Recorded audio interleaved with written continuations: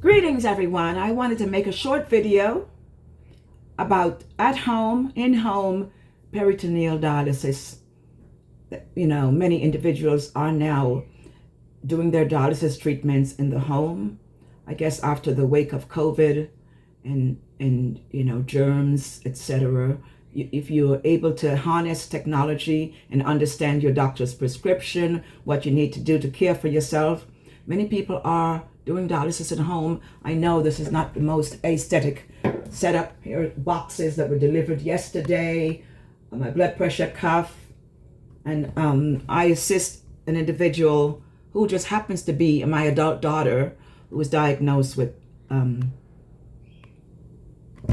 end-stage kidney disease. And we're sharing this because we know there are thousands of individuals of all races and colors and however you like to term yourselves. We're not in any boxes. We're just people. I have been a medical professional for almost over 2 decades. I was trained as a nurse in the United Kingdom, traveled widely, felt that I knew a lot about medicine. You didn't have to be a doctor to be a good caregiver.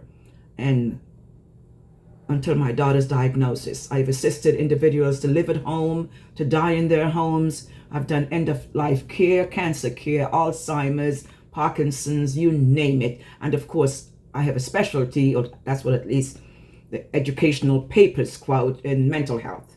I believe I'm a global mental health specialist because I understand that every day we wake up, we're straddling, the middle.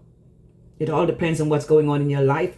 Are we mentally stable today, or we're mentally unstable today? You don't have to have a diagnosis of bipolar, which I understand most individuals think if someone's mentally unstable, it's got to be bipolar. Look it up and read it. Everyone doesn't have bipolar. We have situational depression, endogenous depression. There's a book called the DSM-3. The last time I read it is now the DSM-4, I believe, with a lot of changes since I left the UK. We have this thing called Google today. Google is not a man. He's not a doctor or a specialist. It's an entity. And all the information in there was put there by people who knew what they were talking about. And you're free to dispute. But long story short, since I have to help my daughter, assist her to live the best life, I had to learn about in-home dialysis. Let me tell you, you have to be strong to be able to do this. And don't be frivolous with your life.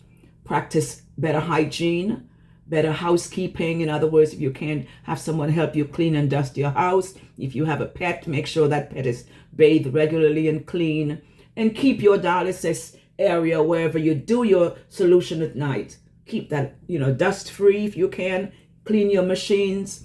And I could go on, as you can tell. I am a global caregiver, which means I write and I talk about the world of caregiving, that the world is going to need more caregivers. Without them,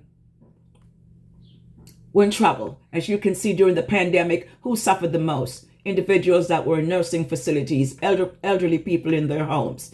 Now, caregivers don't just care for old people. I hear that a lot.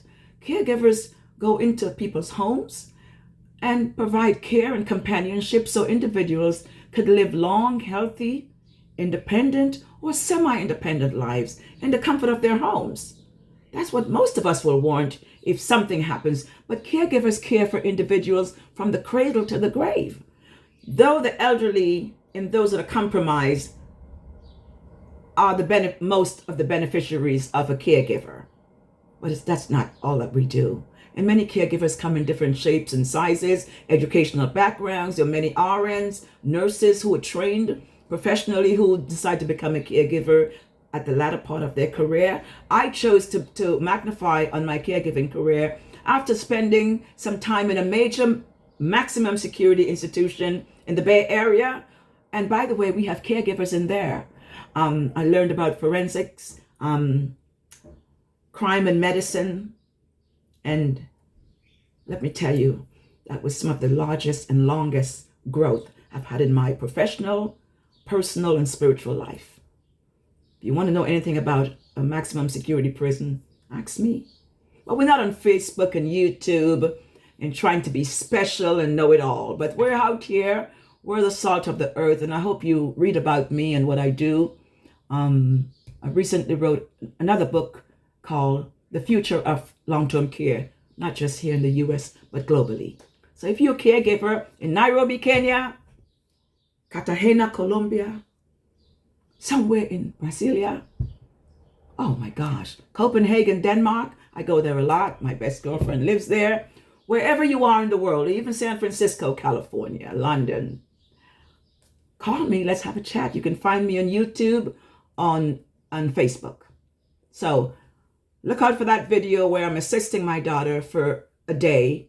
I'm here all the time. I pretty much live with her now. That's what warrants to keep her at home and healthy. So I hope you find it interesting, and send me your ideas, and because I can ramble, I'll be here forever, and yet you'll hear me say, I don't care for social media. I know. Check out the video that I just made. And if you identify with that, share your stories with me.